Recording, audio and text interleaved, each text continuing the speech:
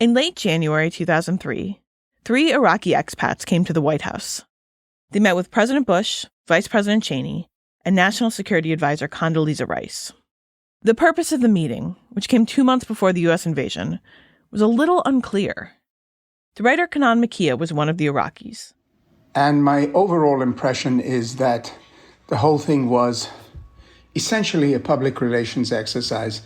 The questions were pro forma, but among them was, how do you think the Americans will be received? And I think we all answered that they would be received positively. Makia actually told the president that they'd be greeted with sweets and flowers. But what he remembers most about the meeting is the plan that Bush laid out for after the invasion. President Bush suddenly announced that there would not be one army going into Iraq, but 2 armies. And I remember it was myself who asked him, what do you mean?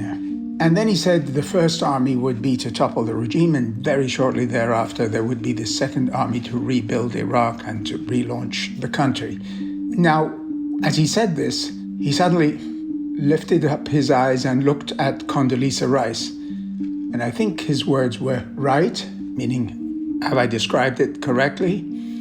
And then the odd thing that I remember is that Condoleezza Rice, her eyes looked to the floor as she said yes. For Makia, Rice's body language was a tell. The plan for after the invasion might not be fully baked. Makia's suspicion was confirmed when he met with retired Army General Jay Garner. Garner was the guy who'd be in charge of the so-called Second Army, rebuilding Iraq. He was in an empty office and with one secretary and hardly any files, and he said he had just started his job the week before, and I was utterly shocked by this. Garner had worked in Iraq during Desert Storm.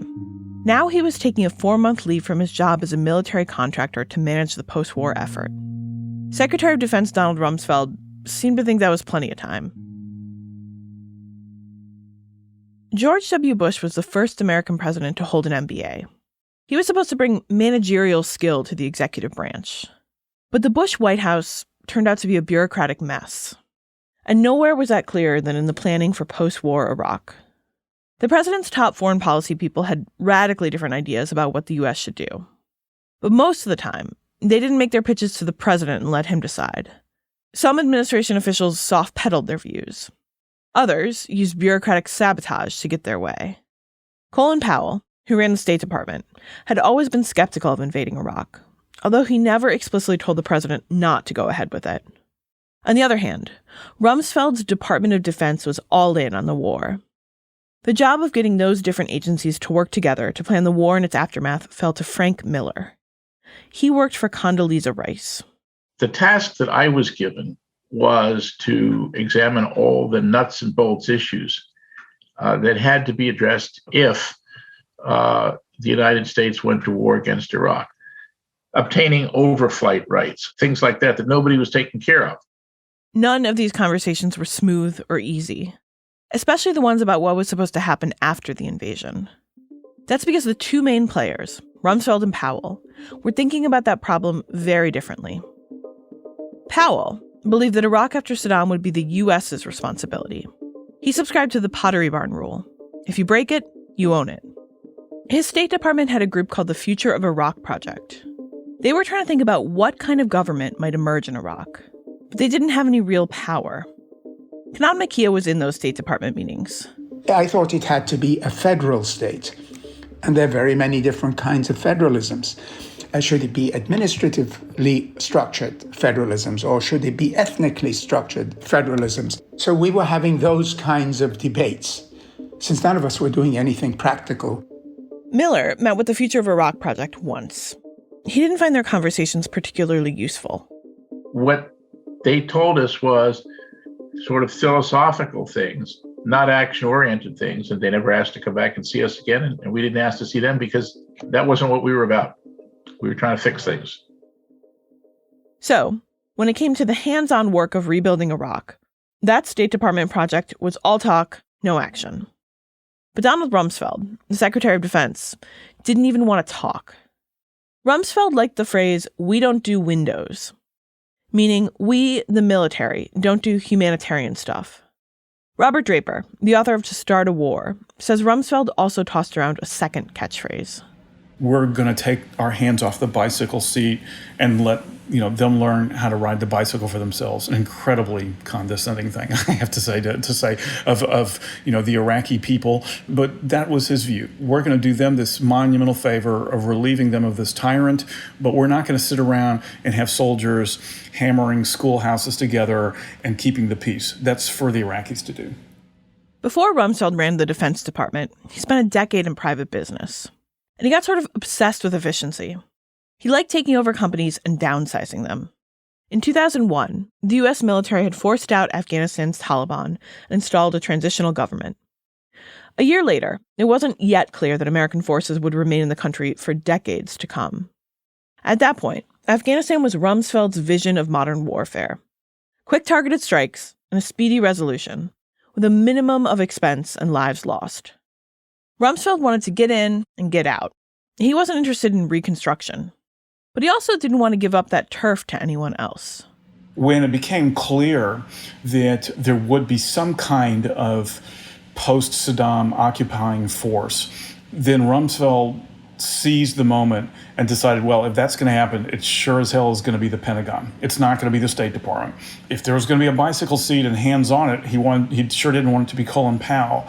So Rumsfeld really muscled out the State Department. The Defense Department then became in charge, and this really had disastrous consequences because Rumsfeld himself had a personal disinclination to immerse himself in the details, the very complicated details after the invasion when it was clear that it was not going to be, as some had said, a cakewalk. The way Frank Miller describes it, Rumsfeld could be incredibly annoying. He liked to play mind games. One of Don Rumsfeld's trick was to pretend to doze during a meeting, and as things wound on, he would say, well, what about X, Y, or Z, which had already been discussed and decided 20 minutes earlier? And so to completely throw discussions with the president off track, which made for difficulty in running a meeting and reaching conclusions. Miller remembers one meeting in particular about rebuilding plans.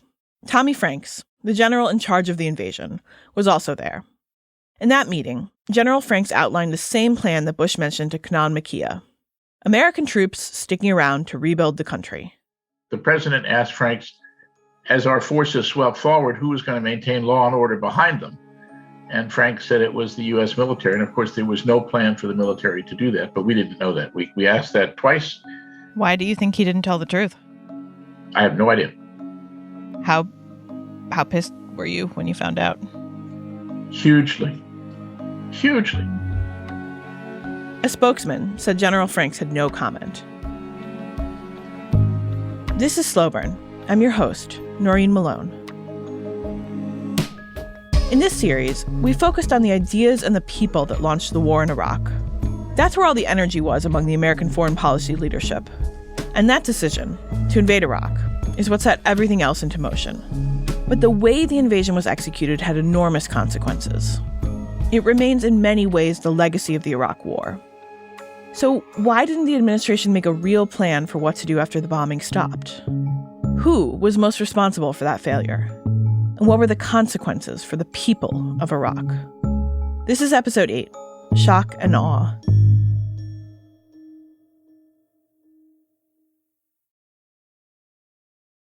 On March 17th, 2003, George W. Bush demanded that Saddam Hussein surrender power. Saddam stayed where he was, and the U.S. invaded Iraq 48 hours later. The U.S. was joined by a small coalition that included Great Britain and Australia. The people of the United States and our friends and allies will not live at the mercy of an outlaw regime that threatens the peace with weapons of mass murder. We will meet that threat now with our Army, Air Force, Navy, Coast Guard, and Marines, so that we do not have to meet it later with armies of firefighters and police and doctors on the streets of our cities. Now, this is what it looked and sounded like in Baghdad.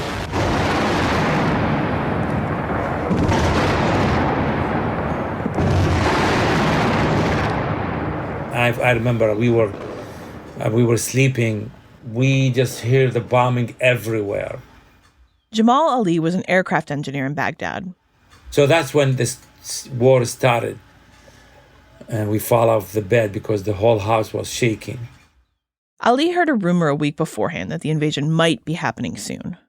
He hadn't really believed it, but he bought a generator and stored some food, just in case. In 2003, I call it really a dirty war because they want to get it over fast. So they targeting either the water station, the electrical station, and all the essential things for the people, that's not good.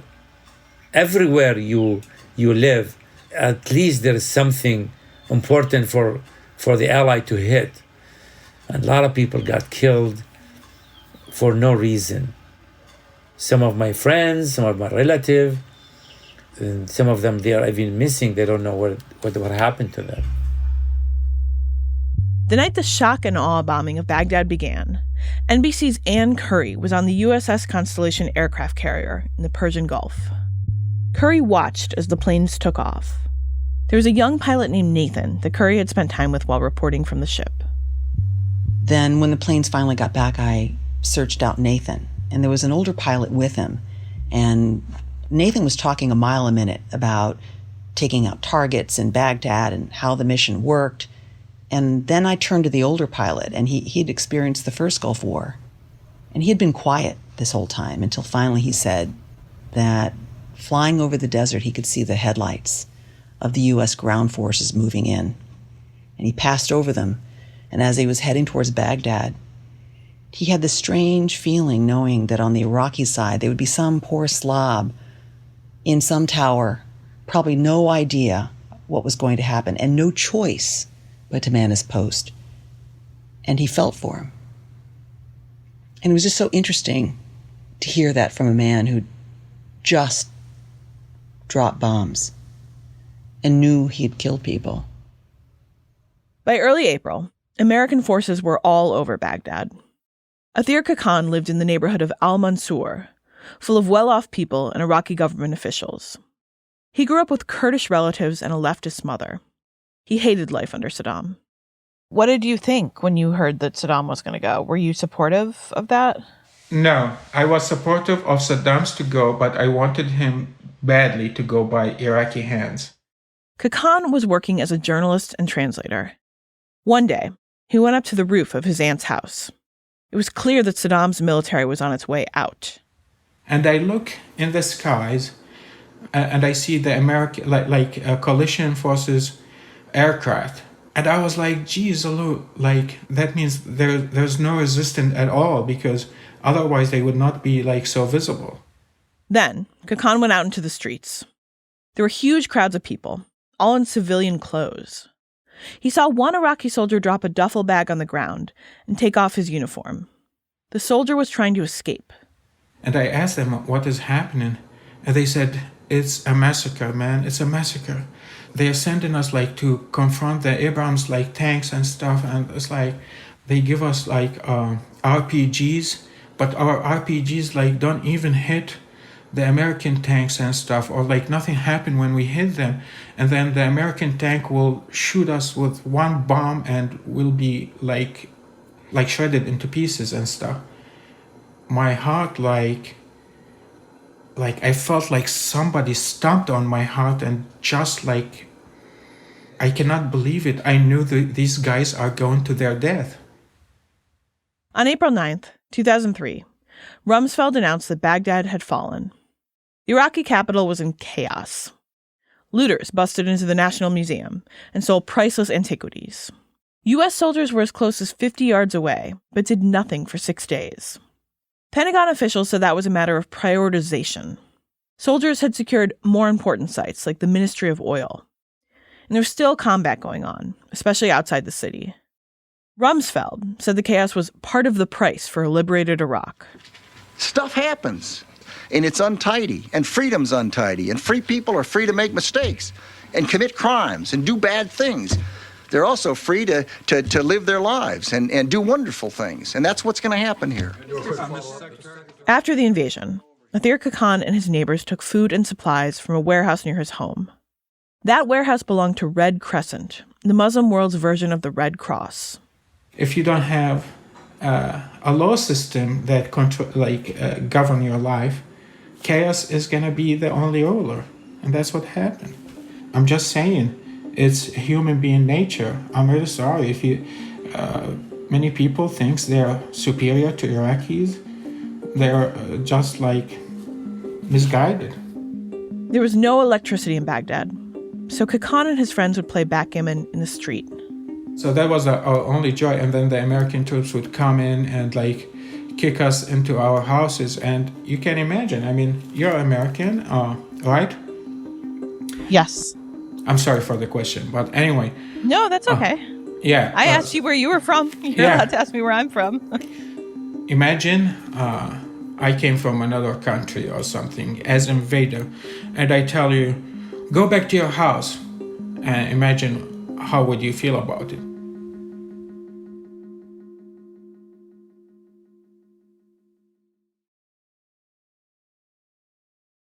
By early May, Bush and Rumsfeld decided to replace General J. Garner.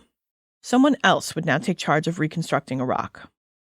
Paul Bremer was an alum of Andover, Yale, and Harvard. Everyone called him Jerry. He'd been the U.S. ambassador to the Netherlands and worked as an executive at Henry Kissinger's consulting firm. Now, he was going to run the Coalition Provisional Authority, the transitional leadership of Iraq. When Bremer met with Donald Rumsfeld, the Secretary of Defense mostly wanted to know whether he got along with other members of the Bush foreign policy team. Did he ask you much about Iraq or what you knew about Iraq? No, he will have known from reading my resume, which I assume his staff gave him, that while I had had some experience in the Middle East, I did not have any experience with Iraq, nor did I speak Arabic. Did you think that was a problem or a potential problem? Not really. I think there certainly were other people who could have probably done the job better by virtue of having had some experience in Iraq. On the other hand, some of the people who'd had experience with Iraq probably would have had a problem accepting the mission, which was given to me by President Bush, which was to help the Iraqi people get on their feet and basically help them install a democratic process in place to choose their own government.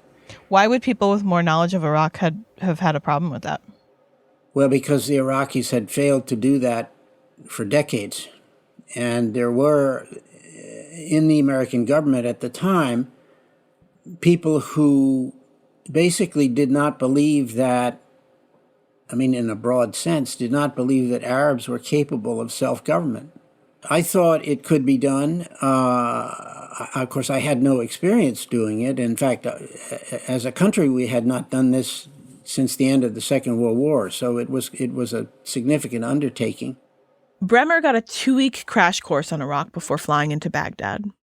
On his very first day, he brought up an idea for how to handle the looting. I want to ask you about a comment that you made on your first day in Iraq that was leaked. You suggested at a staff meeting that the U.S. military should shoot the looters. Well, I basically had in mind what we did in Haiti when I think it was the Marines who went into Haiti. There was similar, although nowhere near as intense or as broad looting there, and the Marines shot a few people, and that was the end of the looting. It looks like that's not quite what happened in Haiti.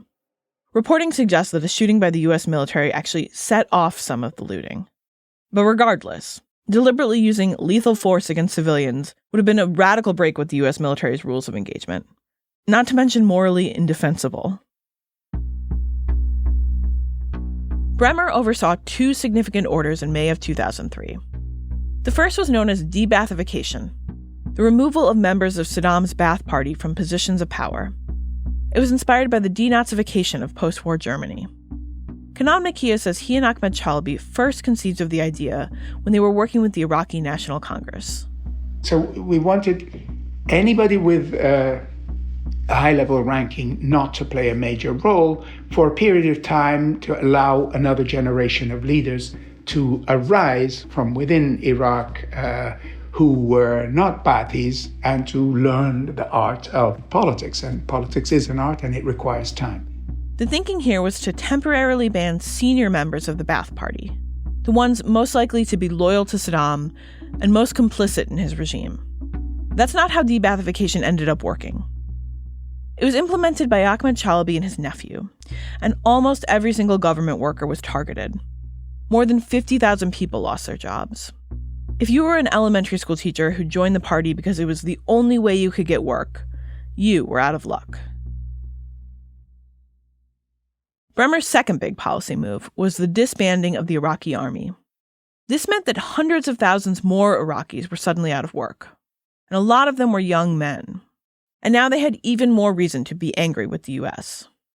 It's still kind of a mystery how disbanding the army became the official U.S. policy. Frank Miller says the plan had been to keep the army intact and disband only the Republican Guard, the small group closest to Saddam. The idea was to use the Iraqi army to help rebuild the country. But at some point, that plan changed. The change seemed to come from Donald Rumsfeld's deputies, or maybe the office of the vice president. But Miller believes that Ahmed Chalabi might have been responsible too. Chalabi, remember, saw himself as the future leader of Iraq. We don't know why, but there is this notion that Chalabi had been in the Pentagon saying you can't keep the Iraqi National Army because they will not be my army. I need them completely disbanded so I can build an army that is loyal to me. That actually makes sense to me. That's the only thing that makes sense to me. Chalabi and his allies always denied that he'd been behind the disbanding of the Iraqi army. Whoever's idea it was, the U.S. government ended up backing it. Frank Miller watched that decision happen up close. Bremer was the one who told the president that disbanding the army was the new plan. Lots of high-ranking officials, including Colin Powell and Miller himself, were totally blindsided. And the president made the bad call. The president did not say, well, this is certainly different from what we agreed in March. Give us 48 hours to think about that. The president just said, yeah, well, you're the guy on the ground, Jerry. Let's go with it. No one spoke up. The order went into effect the next day. I can't tell you that if we kept the army together and if we'd had truth and reconciliation instead of brutal de-Baathification, there still wouldn't have been an al-Qaeda in Iraq and an ISIS. But we didn't have to light the match and drop it on the pile of sticks and help pour gasoline on it.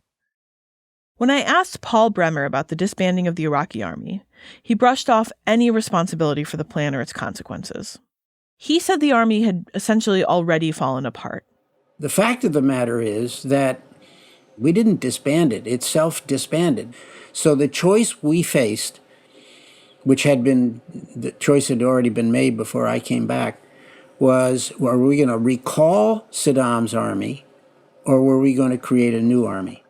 And the decision was made to create a new army, and it was the right decision. So what do you say to people who would say that you and Rumsfeld and company sort of pushed these orders through without going through a formal process? I was told by the Pentagon when they handed it to me that it had been fully coordinated in the interagency process. And nobody that I know of has ever said that's not true. So I believe that was done. In fact, lots of people have said that's not true. Colin Powell, Frank Miller, and the chairman of the Joint Chiefs of Staff, among others. In general, Miller doesn't have much patience for Paul Bremer's explanations and excuses. This is from the man who tried to rule Iraq with an iron hand. Oh, I didn't know that was happening? Oh my goodness, was he really doing that? It's at best disingenuous. At worst, it's something else. I don't buy it for a second. Bremer isn't the only person to blame for the disaster. He made some very bad calls, but he was at the end of a long line of very bad calls. Still, there's something about him that's galling. People describe Bremer to me as imperious, and that quality certainly came through in our interview. I found him frustrating to talk to. On the one hand, he presents himself as the man in charge. On the other, he rejects any suggestion that he be held responsible for what happened while he was in charge. Bremer now works as a ski instructor in Vermont, seasonally. The two orders, the purging of the Baathists from government jobs and the disbanding of the Iraqi army, had huge consequences for Iraqi society. When Saddam ruled Iraq, Sunnis had a privileged place in the nation's institutions, even though they were the minority in the country. Most of the Baathists were Sunnis. So were most of the officers in the army. One of the fundamental questions for Iraq after Saddam was, who gets to be in charge now? Before the war, Kenan Makia and Ahmed Chalabi used to discuss that question. Makia imagined a unified nation, where Sunnis and Shiites and everyone else saw themselves as Iraqis first and foremost. Chalabi wanted power, and he thought the best way to get it was to champion the interests of his people, the Shia majority, over the Sunnis who had kept them down. Makia remembers going on a long walk with Chalabi a month before the invasion. That's when he realized they had very different visions. He thought that this was a turning point in which, for the first time in the 1400 years since Islam came into being, the Shiites would exercise power inside Iraq. He understood the importance of that. After the invasion, Chalabi threw his support behind Shiite opposition leaders. Here is the great failure, is that the Shiites of Iraq, who were oppressed, could not stop thinking and behaving like victims after they took power, when they were no longer actually victims, and instead imposed the victimhood on Sunni Iraqis. Frank Miller. We created a nightmare. Instead of having a truth and reconciliation event, we had a situation of extreme revenge. By the summer of 2003, the consequences of disbanding the military and firing all those Sunni bureaucrats were clear.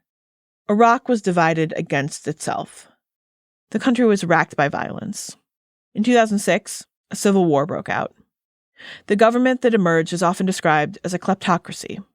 Its parties are almost entirely ethnocentric. There was enough chaos that ISIS took over large parts of the country, which led to another war that finally ended in 2017. Some of ISIS's top leaders had been in Saddam's army before it was disbanded. And in the most recent Iraqi election, voting participation was the lowest since 2003. And now, in 2021, the country is on the verge of financial collapse. There was one thing the Bush White House did plan for, in detail, after the invasion: propaganda. The White House had always shown a knack for salesmanship. Remember, Bush wanted Madison Avenue people to zhuzh up his case for war before it went to the public. And when the war started, the Pentagon hired a guy who'd worked for Good Morning America and the magician David Blaine to design its press briefing room in Qatar. So it's not surprising that the Bush administration wanted to create a big TV moment after the invasion. And on May 1st, they did. Frank Rich was writing about politics for the New York Times opinion page during that time. But his background as a theater critic came in handy. They decide ahead of time that Bush is going to announce mission accomplished on a aircraft carrier, the USS Abraham Lincoln. They send a producer to the ship several days ahead of time, do all the preparations. They get a small Navy fighter jet and inscribe it with Commander-in-Chief George W. Bush along the side. And the event begins with Bush co-piloting this plane to land on the Abraham Lincoln in what looks like the middle of the Pacific. The backdrop, and the military uniforms, might have suggested that Bush was somewhere near the war zone. In fact, he was almost 8,000 miles away. They position the cameras in such a way that you think it is the middle of the Pacific, but in fact, it was less than 40 miles away from San Diego. And if the cameras had been positioned differently, you would have seen the skyline of San Diego, the Sheraton Hotel, and all the rest of it. Ann Curry was on the ship, reporting. President Bush landed, emerging from the cockpit in a pilot's flight suit and walking the deck, looking very Top Gun. I mean, I heard people all around me whispering in approval. I mean, his flight suit was very tight, and he had a swagger like a hero in a Hollywood movie. Then there was a 5-hour intermission. Bush came back wearing a business suit. They wanted to wait to what in Hollywood is known as the magic hour, dusk, when color photography, cinematography looks so lush. It's the moment, where the couple embraces and kisses on the beach. They wanted that light. With a banner behind him that said "Mission Accomplished," Bush gave a speech declaring victory, or at least an end to major combat operations. He called it a win in the battle against terrorism and said the U.S. had succeeded in removing an ally of al-Qaeda. And the WMD? They'd keep looking for them. We're pursuing and finding leaders of the old regime who will be held to account for their crimes. We've begun the search for hidden chemical and biological weapons and already know of hundreds of sites that will be investigated. TV pundits loved Bush's performance. Chris Matthews, on MSNBC, called Bush a hero. He said, "Women like a guy who's president." On PBS, Gwen Ifill called him part Tom Cruise, part Ronald Reagan. Frank Rich was at least impressed by the execution. I have to say, as somebody who, was a theater critic, someone who now works in television production, my hat's off to them. It was, some good shit. That scene on the USS Abraham Lincoln was phony in a lot of ways. But it points at one important truth. This was Bush's war. He might not have brainstormed it or mastered the details of it, but he decided on it. He put on the flight suit. He took credit. Admittedly, it is weird how much of a non-entity Bush was in much of the planning and execution of the Iraq War. There's this notion that he was simply a bumbling idiot or a puppet, but he was in charge. And this all happened because of how he chose to lead. There were plenty of people in the Bush administration who thought the Iraq invasion was a bad idea, or thought it wouldn't go as planned. But no one in the administration told him, "Don't do this." That's their fault, yes. But it's also the president's. Bush created an atmosphere where no one felt inclined to directly challenge or argue with him. In the end, only 2 people in the president's inner circle felt comfortable telling him not to invade Iraq: Barbara and Jenna, his college-aged daughters.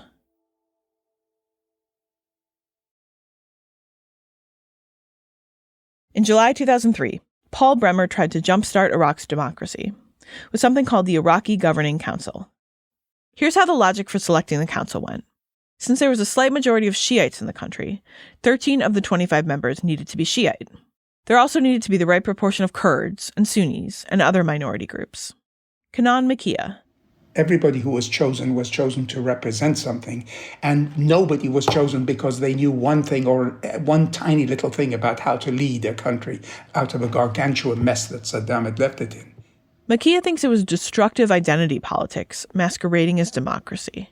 Because people thought that's the beginning of democracy, representation. We have got a pretty picture here, we can all look at it. The fact that the pretty picture was made up of people who had self-interested motives and sectarian motives and were not acting in the interest of Iraq didn't cross anybody's mind. Or if it did, they didn't think it was important. Kanan Makia's dream of a unified democratic Iraq hasn't happened. The whole project of getting involved in trying to overthrow Saddam Hussein, would you do it again if you got another life to do it over in? We live with paradoxes and contradictions all our lives. Nothing in me could ever say, Kenan, you should not have supported the overthrow of such a regime. On the other hand, the way I did so was by supporting and playing a role in legitimizing an opposition that behaved shamefully, that became sectarian, that did not have any higher interests than selfish, either sectarian interests or even self-serving individual interests in mind. But there was no alternative. The only alternative is do nothing. Makia is still wrestling with the role he played in what happened to his country. But he is at least willing to defend the ideas that drove his support, and to take responsibility for what he said and did. Some prominent Americans who supported the Iraq War talk about it as a failure of execution, as an idea that might have worked, in theory, if not for mistakes on the ground.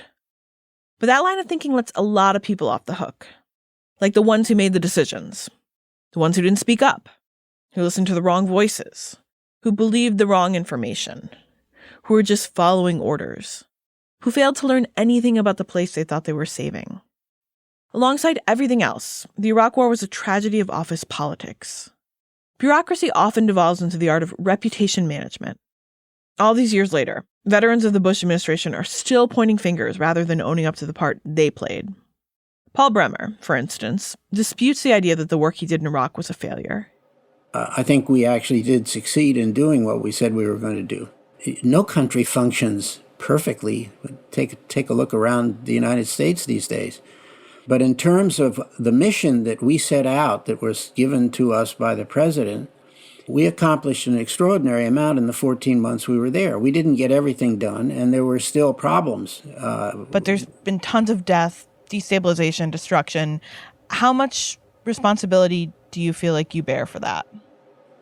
I would say that what we have responsibility for is that there have not been 10 times as many deaths as there was under Saddam.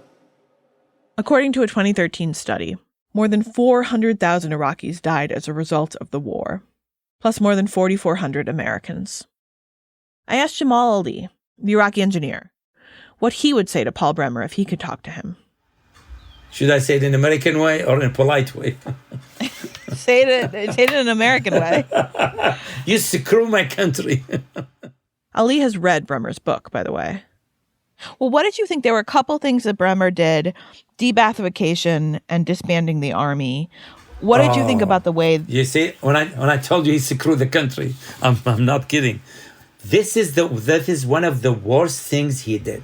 I mean, this is, if I can count how much things he did to destroy my country, I can just go forever. We used to live in a big prison. This is how I describe it. But in the prison, there is food and there is shelters and there's security. What happened in 2003, American came and took us from this prison and they throw us in the desert. In the desert, there is nothing. We are free, but there is no electricity, there is no food. So if you are in the desert and you're in prison, which one you prefer? Adir Khan, on the other hand, sees a few bright spots in what's happened since Saddam left. There's more access to information and to the internet, he points out. But Khan will never endorse how that change happened.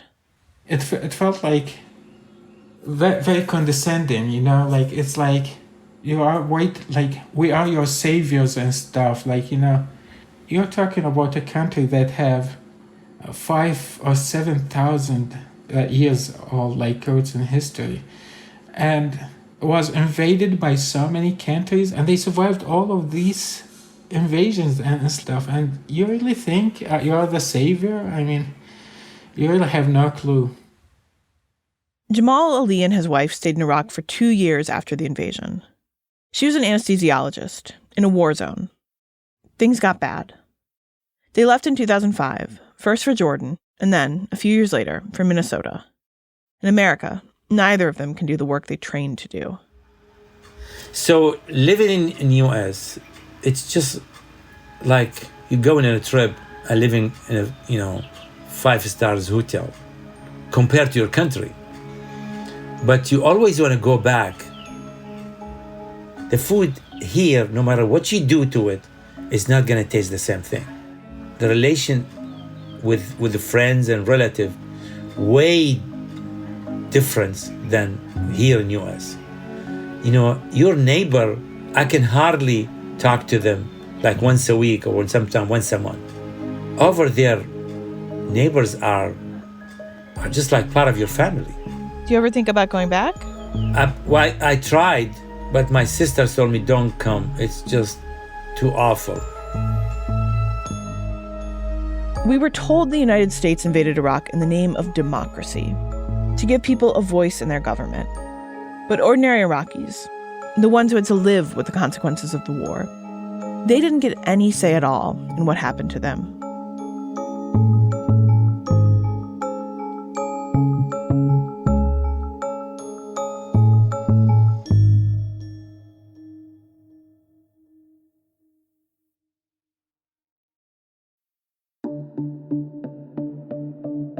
Slow Burn is a production of Slate Plus, Slate's membership program. Slate Plus members get bonus episodes of Slow Burn every week, where we'll go behind the scenes into the making of the show and air clips and interviews that we couldn't fit in here. On this week's bonus episode, you'll be hearing more from Kanan Makia, Jamal Ali, and Athir Khan. Head over to slate.com/slowburn to sign up and listen now. It's only $1 for your first month. We couldn't make Slow Burn without the support of Slate Plus, so please sign up if you can. Head over to slate.com/slowburn. And one more note of business. We wanted to issue a correction from episode 1. I mistakenly said that Ahmed Chalabi was buried in his family vault, but in fact, his body rests in the Qadamiyya Holy Shrine in Baghdad. Slow Burn is produced by me, Jayson DeLeon, and Sophie Summergrad, with editorial direction by Josh Levine and Gabriel Roth. Our mix engineer is Merritt Jacob. Brendan Angelides composed our theme song. The artwork for Slow Burn is by Jim Cook. Special thanks to Jared Holt, Allison Benedict, Lowen Liu, June Thomas, Joel Anderson, Joshua Keating, Fred Kaplan, Derek John, Rachel Strom, Megan Kallstrom, Seth Brown, Chow Tu, Asha Saluja, Katie Rayford, Leah Campbell, and Avi Zendelman. Thanks for listening.